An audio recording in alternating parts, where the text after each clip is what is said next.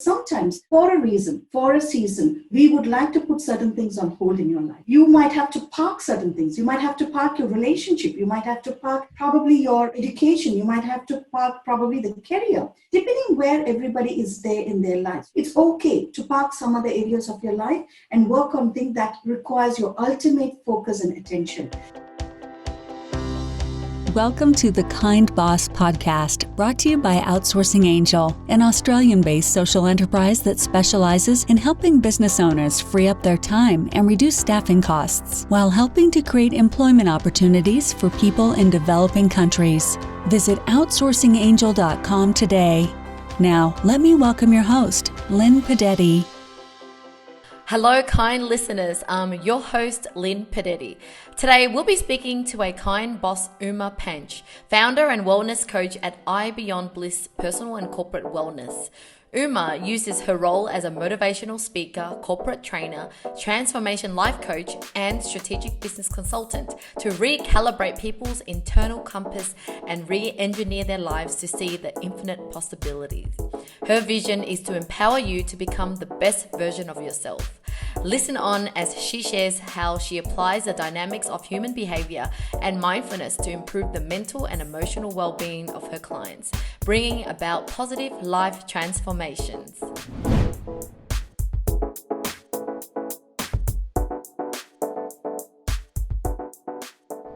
Hi, everybody, and welcome to another episode of the Kind Boss podcast. And today I have my life coach, my wellness coach, my everything coach, Uma Panch, all the way from actually not that far from me, but welcome. Thank you so much, Linh. Thank you.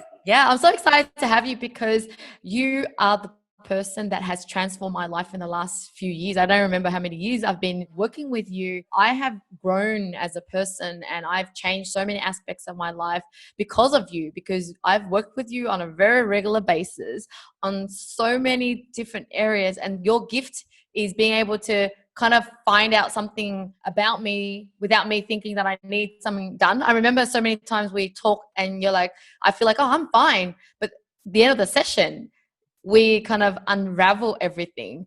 I guess my first question is, why is it that sometimes people feel like their life is fine, but it's actually not fine? And what is it that allow you to be able to find that and bring it out of them so that they could kind of go to a next stage without them realizing that it's better in that next stage? Thank you, Linh. First of all, thank you so much for that amazing introduction. It's my privilege and my pleasure to be here. And also, first of all, I must say that I've always looked upon you with awe, because you're this person who has always constantly looked into how to become the better version of yourself. I've always seen you constantly working on yourself. And you're a good example of that question when you asked me, Uma, how is it that people really don't have problems, but they don't even think that they have a problem? But I've always seen you being very proactive. Even if you don't have a problem, you're thinking, where could this lead to? How should we be working on this? So yes, I recall all the sessions we've had together for all these years, and you've always looked into different areas of your life, things that work and doesn't work. Now, coming back to the question you asked me, Linh, it's a wonderful question. And the thing that I always think is, why is the problem not the problem? In fact, there's a book I want to write about this, because people don't think the problem to be a problem. And that's the whole problem. Only when you realize that when things are not working, we proactively think that, why is this not working? Because people are so complacent.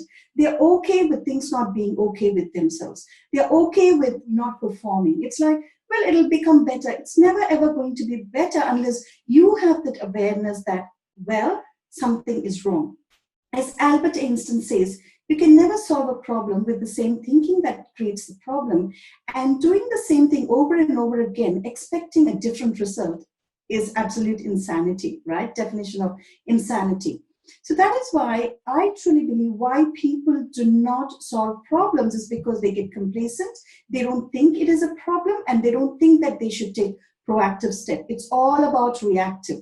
They don't want to, respond early. They just allow things to really collapse and then realize, oh my goodness, how did I even end up here?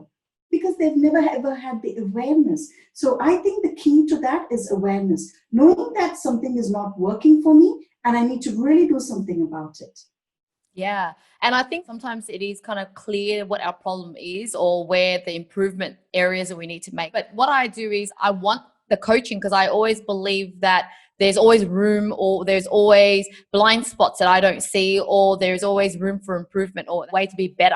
So that is why I see you, even though I kind of feel like I'm quite content, right? But because of my new belief of going, there's always ways to grow, that I come with that open mind and that I'm able to then go from A to B without going, I didn't realize I wanted to go to B. Exactly. And the lovely thing about that is those layers. I remember once we did a session and you even posted that on YouTube saying that you end up, just opening up that layers and layers and layers, and you realize, because always also the problem is never the problem. If somebody said that I can't sleep well, if somebody said that I'm not getting a job, that's never the problem, because there is an underlying core problem. And we don't know that until we really get into a session. So people would say, well, I'm doing fine. Why do I even need a session? You wouldn't know that you need a session until you have a session. So that's why I give away a lot of discovery session for my clients. So when they do the discovery session, they're like, oh my God, I never even realized I had this problem, because it all comes from disempowering beliefs and misaligned values, or probably not having proper boundaries and expectations and standards, Lynn. Yeah, you raise a really good point, because sometimes when I do know my problem, I actually come to you for that. I said, I'm feeling kind of unclear about this business thing. And as we were talking and you asked me the right questions that we were unraveling, and you're like, actually, as a priority, we're going to have to fix the way you and your husband has been treating each other lately. Maybe he's been annoying you, and that means you're going to need to sort that out, because it's going to affect your work. Yeah, you raise a really, really good point. Now, the other thing that I love about the session with you is eventually I kind of feel like we've worked on this, we've worked on that, and it's kind of like complete. But I love the process where you start to audit me and go, okay, so you said it's okay, but what is it really? And you go through the wheel of life. So do you want to elaborate on that kind of process? Because we always go back to that. Absolutely. Thank you, Lynn. And thank you for bringing that wheel of life thing. Because what happens is, in the scheme of things, right, we are so busy in our day-to-day lives, and we think that everything is going fine. But unless we sit to audit every area of your life, because all the time, I remember another client of me telling me this one, saying that, Uma, when I work with you, I realize that all the time in different areas of my life, I'm at different levels. It's not that everything is the same at all times. Probably in my family, I could be in a scale of 1 to 10, I'm at 7. Probably with finances, I'm 5. And maybe with self-care, I'm just 0. So unless we have that holistic approach towards our life, so looking into areas starting from your self-care, then it comes to your spirituality. It's not about religion, whether it's religion or spirituality, it's up to everybody, right? But regardless, we've got 8 spectrums of our life. We're talking about 12. We're talking about learning and growing, talking about contribution. Yes, relationship with our own self and relationship with others, because always our relationship with others is a pure reflection about our reflection with our own self. So people don't most often think about that part of their relationships. So when you look into these different areas of your life and we take it and do an audit, we come to the realization that yes, this is not going well. And then you start to focus on areas that's not going well for you. And also the second thing is, when people end up saying that I don't feel a fulfillment in life, this is where it stems from, because the core areas of their life is not properly taken care of. And also talking about the basic core needs of human being. 6 core needs: a need for certainty, uncertainty, need for significance, a need for love and connection, need for contribution, and need for learning and growing. If any of these spectrums of your life are not audited, and if we do not see where we are, we need to make the self-assessment now and then, which I see you always do when we do sessions. When you would come up and say, oh, but everything is going well for me, I don't even know what we need to focus on. And then we'll end up doing, hey, Lynn, should we do this? And then, we end up in a totally new area where, you would have thought about improving. Because our mind tend to just generalize everything. We kind of categorize our whole life as okay, fine, good, or not bad, whatever it is. But it's through digging deeper where I'm able to go, actually, this area is actually rating quite low. It's just that these other areas are rating a bit higher, so it made me clouded. But if I don't fix that little bit of area, it will then become a problem. So that's why I really love that wheel of life, because it's constant, ever evolving. Like you said, it's always in balance, and you got to keep balancing it. And then as you achieve one area, then it affects Our life is like a system, would you say? Absolutely. It is absolutely a system. And one thing that I might like to say here is then somebody might ask, do you mean that I have to be the best in all areas of my life? Is that really even possible? And could I be sometimes just focusing on one area of my life? And I would say absolutely yes, because sometimes for a reason, for a season, we would like to put certain things on hold in your life. You might have to park certain things. You might have to park your relationship. You might have to park probably your education. You might have to park probably the career, depending where everybody is there in their life. So if someone is feeling that my family is probably falling apart, and if this person constantly keeps working on probably other areas, it's not going to help. It's okay to park some other areas of your life and work on things that requires your ultimate focus and attention. So it's perfectly fine to do that as well, Lynn. Yeah, awesome. Another key memory that I have with you was there was a period that I was going through anxiety when I was driving. It was like specifically when I'm driving, I was having this anxiety. And are you able to elaborate on some of the things you did to help me get through that? Yes, absolutely. So one thing I love about you is it always come up being open and vulnerable. That's something where people do not allow themselves to open up. They feel that, you know what, now knowing you, you're such a strong person, you're such a powerful person, you lead this team, you're a business owner, you're thriving in all areas of your life, but you've never ever stopped to acknowledge the fact that something is not working well for me. You've never ever stopped from being vulnerable. What I see with many of the business owners that I work with, sometimes they don't want to be vulnerable. They are with me, but other places they don't get to be vulnerable because they fear judgment. They feel that if I open up, if I express to other people that I'm not doing fine, they would look upon me with judgment. But actually, that's not true. When you're vulnerable and you're open to realizing that things are not okay, for example, coming back to your anxiety thing, you just opened up and said, I'm feeling anxious, and you were open to share with others as well.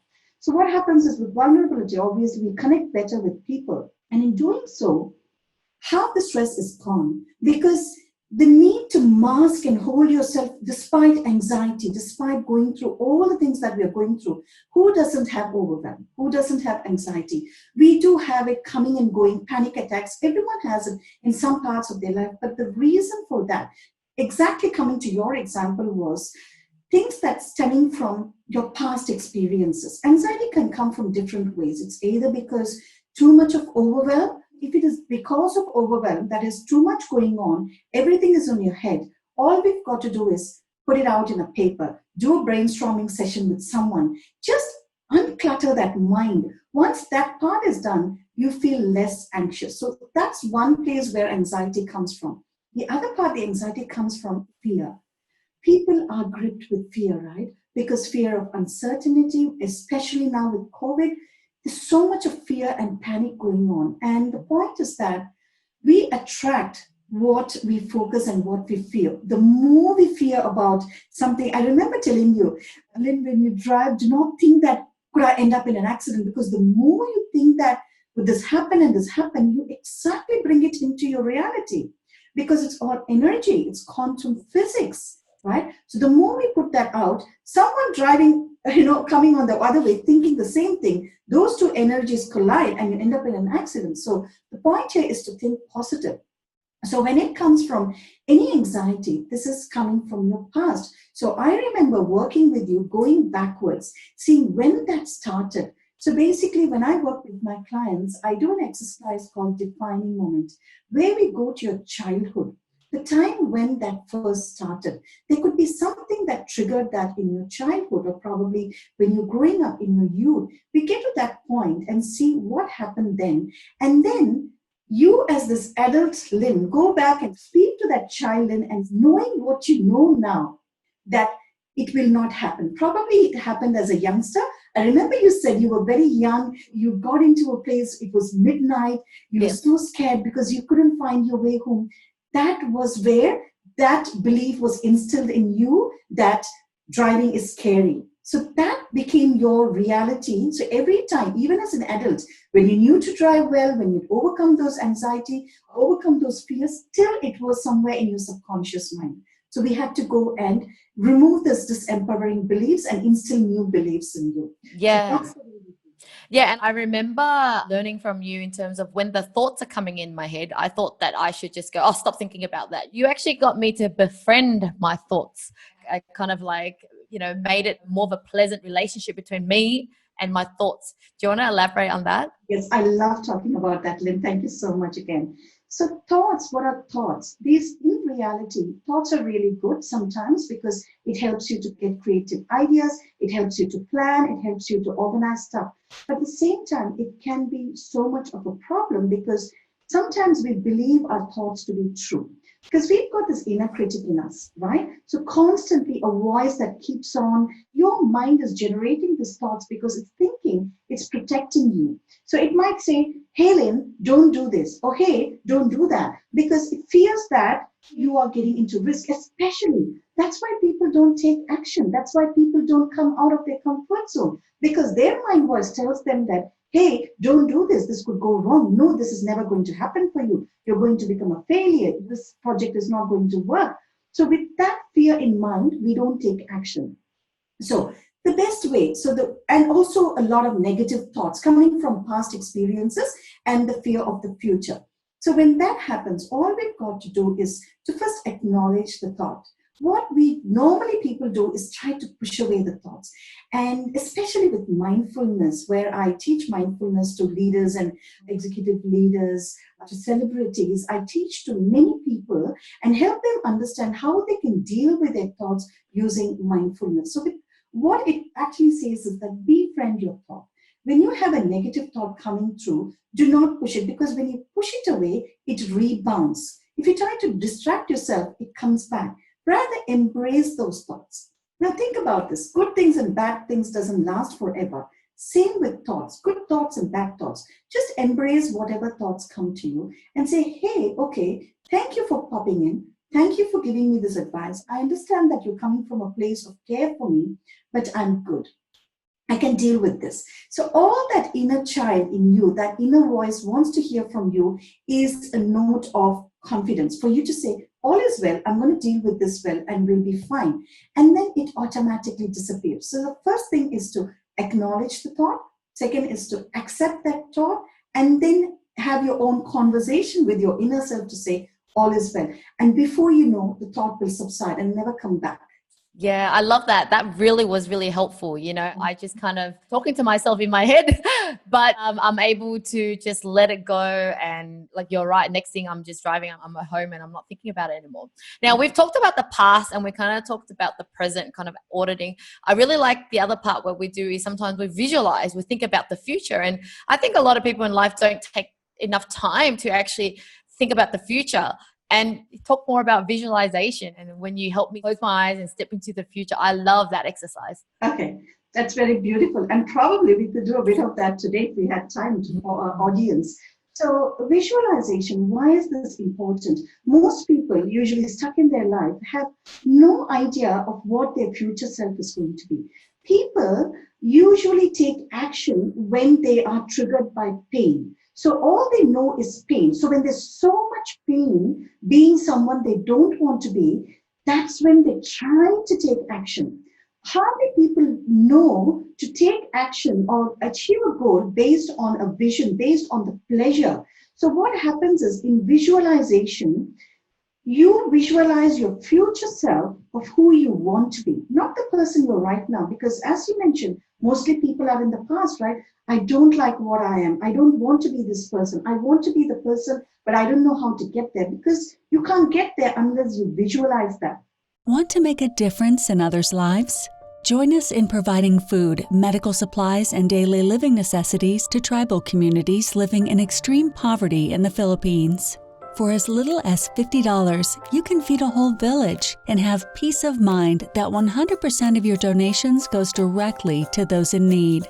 Be a part of our OA Love projects and visit outsourcingangel.com. I remember you doing the vision boards, right? You've always had vision boards and had pictures of places and things that you wanted in life. It works. Why? Because you're constantly looking into that and that manifests into your life. I've had so many things manifested in my life just by having that emotional connection of myself into the future. Remember always been a high achiever, but never ever really planned so much for awards.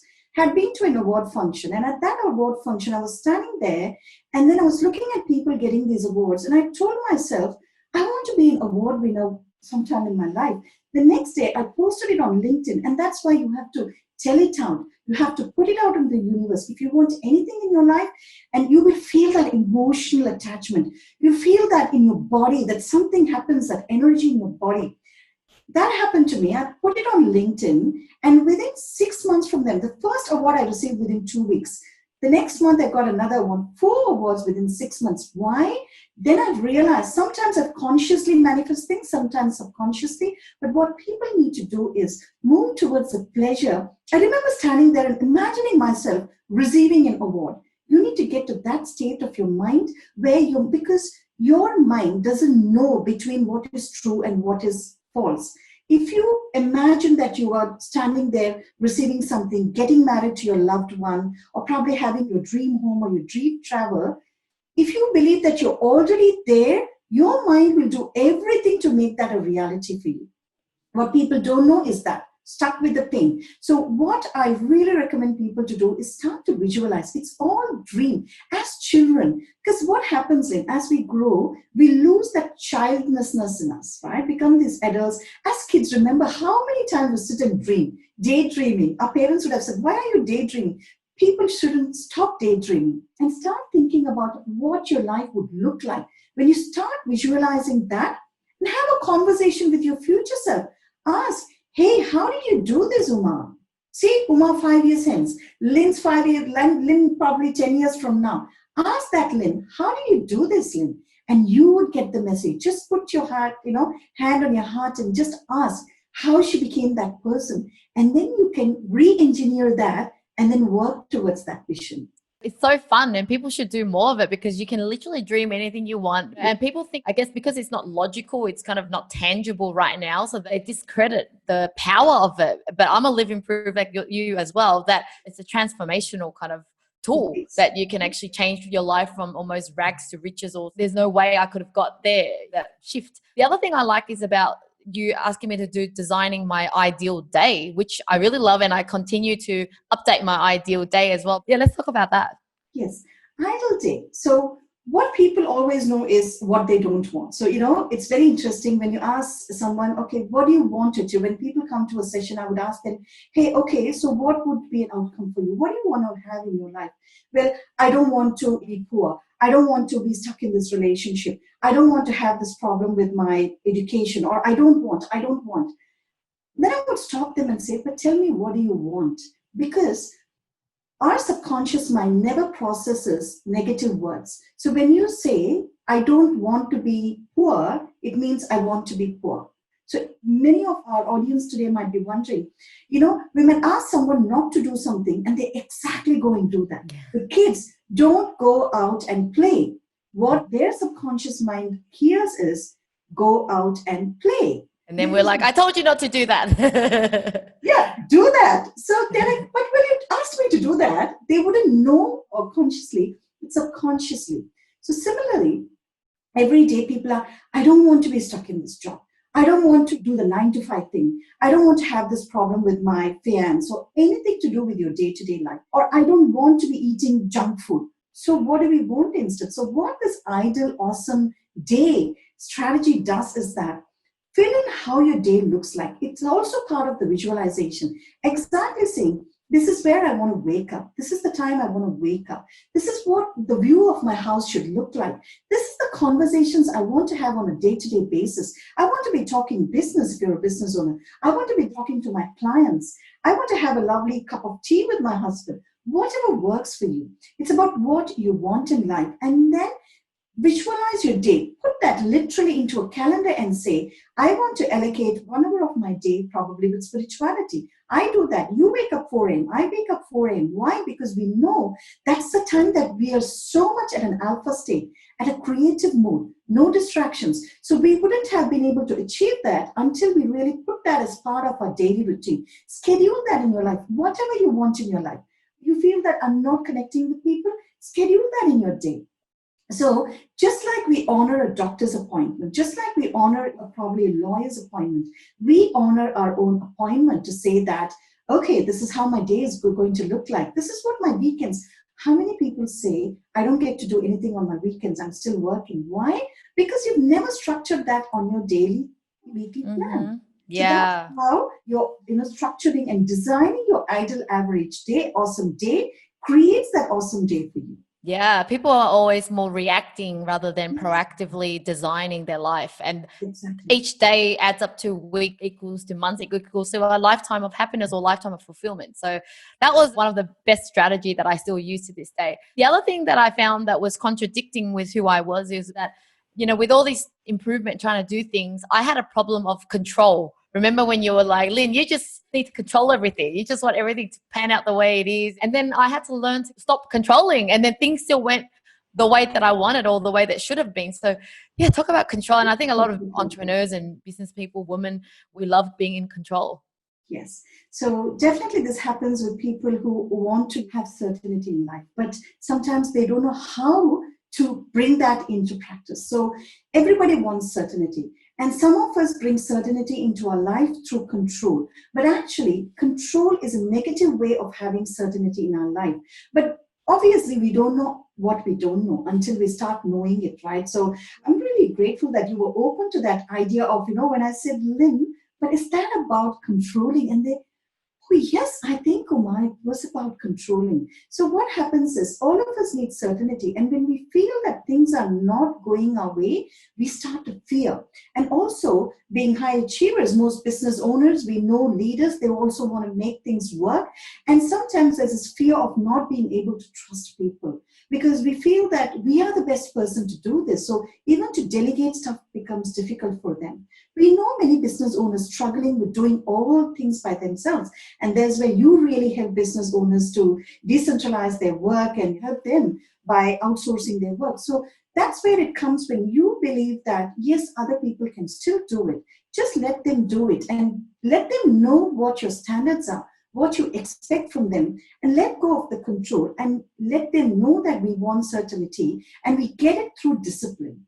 So it's all about a matter of communicating what our preferences are, what our expects and boundaries and standards are. When that is communicated, there's no need for control. There's more of an understanding within the team as to what needs to be done. So same certainty can be achieved, not with control, but by just letting go of the control. And by letting go of the control, you seem to achieve more because now you've taken that part of the stress out of you and there's more heart space and head space to do the things that you want to do without the stress. Yeah, so I had no problem with delegating and letting go of tasks because that's what I do at Outsourcing Angel. But where you helped me was letting go of decision making, allowing the team to step up and empower them. Even in my relationship, I wanted a perfect relationship, so I was controlling every step. I was the one booking in the restaurant, doing this, doing that, making sure that my husband participates so that we have this great relationship. But I realized that allowing him to also have control in the relationship, empowering him to book a dinner or doing something, by giving him that chance, he started doing it. And then I was like, I was still getting the outcome, but without controlling everything. Exactly. And they feel like they're contributing. Mm-hmm. So once they feel like they're contributing, and then they feel significant because obviously you appreciate when someone gets something done. So that is a lovely way. And thank you for, taking that into your life and applying it. So that's amazing. Yeah. Yeah. I mean, as a wrap up, we started talking and it felt like it was life coaching about personal development. But there are times when we actually talk business. You're able to help me systemize my thoughts and my projects and my strategy. So I find that the big ideas and the creativity, but sometimes we get to the nitty gritty because I'll let you explain, but unless we get into the bottom of actions, we can't actually achieve it, right? Yes.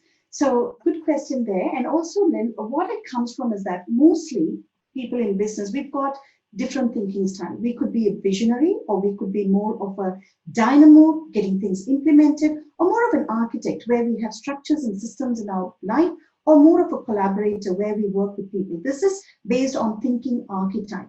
Now, we could have different levels in our thinking archetype, but to be able to bring that together, knowing when to be a visionary, knowing when to implement stuff happens through a proper brainstorming session. So literally working with business owners like you and other business owners and leaders, what I help them to do is start from the vision. So whatever vision they have, so once that vision is set, you just let it be and then move on to the structures and systems that supports the vision. What happens, most people, why do they don't get things done? Because they constantly are stuck in the vision mode.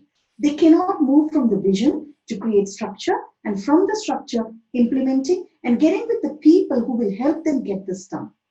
So when we work, as teams, even when I work with leaders, I help them to understand that once their vision is clear, everything, vision means your organizational structure, can be to do with what you want to, your vision and mission, the purpose for the business. Once that is done, then we move on to how do you bring that to action? By setting, brainstorming systems and strategies and planning, structure that in a manner that vision becomes a reality. Once the vision is set, then you get to the implementation. But once you get to the implementation, then you have to start doing the job, not again going back to the vision, unless you want to review it. It's fine to review it, but the timeline, this is how you go. After the structure, then you start implementing. Implementation, obviously, knowing to do, when to do, what to do, and how to do, and then putting it into probably your 90 days goal, then coming down to 3 months and just coming down and down, 1 week and daily and hourly goals. That's where the implementation happens. And obviously knowing who to give the task, who to delegate the task to, who are the other people we can bring on board to bring the vision into reality. So if anyone can master the 4 archetypes, that's where the success lies. Yeah. And, at the end of every session, you usually ask me, okay, Lynn, so what is the first thing you're going to do after this session? And you really hold me accountable to that. Why do you ask that question? Yes. So I truly believe that knowledge becomes powerful only when implemented. Otherwise, we are just information seekers. Most people are information seekers, reading books over and over again, watching so many webinars, going for webinars, seminar, but why do their life doesn't change? Because the reason is they don't go and implement it. The reason why I ask you, okay, what's your one key learning is because to write it in stone, like, okay, this is my key learning. So really take that and put that in your subconscious mind to say that, yes, I've learned something today and one key learning. And we need to apply that key learning. And that's why I ask you, so what is your one key commitment? And then you would say, Uma, okay, this is my key commitment. And then I ask you, what is the one thing that you will apply within the next 24 hours? Because if it's not applied within the next 24 hours, it's forgotten. And then I get you to come back to me and say, hey, Uma, I've done this. And then I really acknowledge you for doing that. So basically, any learning, any session that I do, I back it up with one key learning, one commitment, and one application within the next 24 hours. Yeah, I love it because I think you just create the momentum of action. Because if we just get one thing done, we start to get the ball rolling. So anyway, that was excellent. How do people work with you? Well, so anyone, so who do I work with? I love to work with leaders, people from business and organization, corporates, and also work with celebrities. And what I really help people with is to reduce their stress and achieve peak performance and overall well-being. And to do that, I had different strategies, systems, and frameworks that I work with people. And I start to work through a discovery, one-on-one free discovery session. And that is to check out the best fit, be it business owner or for a personal coaching or a corporate training, is to understand the need and see if we are a best fit. Because there's a difference between being interested and being committed. Most people are interested. I want to have a good life. But are you committed to that is a different thing. Because if they're interested, they would only do it when they feel like doing it. But if they're committed, they will do anything that takes to get that happening, right? So I champion, cheer, and challenge my clients, and I want to know that they're ready for it. So I give a discovery session for free, and during the discovery session, we do a need analysis, and based on that, I work with them on a 3 months, 6 months, and 1 year personal transformation journey. It's called Bloom, Bliss, and Blossom. There's 3 levels to that. And I work with helping women and leaders transform their lives. And how do they connect with you? Is there a website that they go to? Yes. So we can put that on the description. So they email me at hello.iBeyondBliss@gmail.com. And then from there, I will get in touch with them. Okay, cool. Well, up to my next segment. So this is the high 5. This is where I'm going to ask you 5 questions and you just have to answer this or that. Give us a little bit about who Uma is in personal life. Nothing scary. It's just a multiple choice. And if you could also just elaborate on your choice. Okay. Question 1 is, do you prefer rainforest or ocean? Rainforest. Because I love the beauty of nature and the beauty of the adventure and the suspense that rainforest offers. I love rainforest. Cool, cool. Number 2, if you could eradicate hunger or have everyone educated in the world, which one would you choose? Well, then I would choose education because I'm an educator and I truly believe in the power of education. It is so powerful that it can change the world. This is said by Nelson Mandela. Also, there is a proverb that says that you feed a man a fish, you can only feed him for a day. But if you teach a man to fish, you feed him for a lifetime. So that is why I choose education. Good point. Like that. All right. Number 3, candles or diffusers? Well, I love candles because they're so natural and I love organic stuff. So I would go for candles. Yeah. I'm afraid of using candles because I'm always fearful that I might burn the house. So I've never used candles at all. All right. Number 4, trip to Bali or Japan? Well, I love Bali because I'm more of a holistic wellness person. I've been to Japan though. It's beautiful. It's beautiful, especially the sakura flowers in April. But I still would choose Bali because of the nature and also because I'm a holistic wellness healer and I find that place more conducive for my energy. Love it. Okay. Final question. Are you a sweets person or savory? Oh, I'm a savory person. I love spice in my life. Ah, awesome. Great answers. We've definitely got to know you.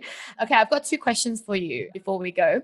The next question is, what does a kind boss mean to you?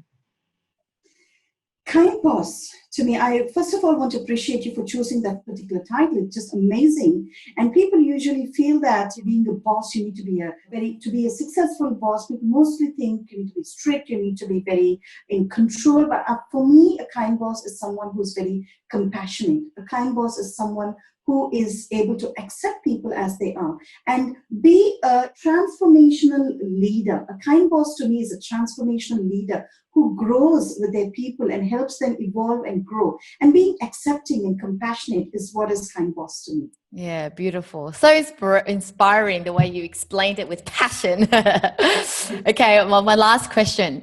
What do you want the world to remember Uma for? Well, I would like the world to remember me for a person who has transformed millions and millions of lives, for them to know that I have given them the sense of hope that anything is possible, that you can transform your life, you can unleash your true potential and have anything that you want in your life. So that's what I'd like to be remembered for. Oh, beautiful. And you definitely have transformed my life. So thank you so much. And thank you so much for being on the show. My pleasure. Pleasure is mine. Appreciate this so very much and very grateful for the opportunity. Thank you for joining our podcast today. We hope this interview has inspired and humbled you to be a kind boss. Please don't forget to subscribe to our channel and let us know what you think about our show. If you have any questions, please visit outsourcingangel.com. Until then, stay kind and spread love.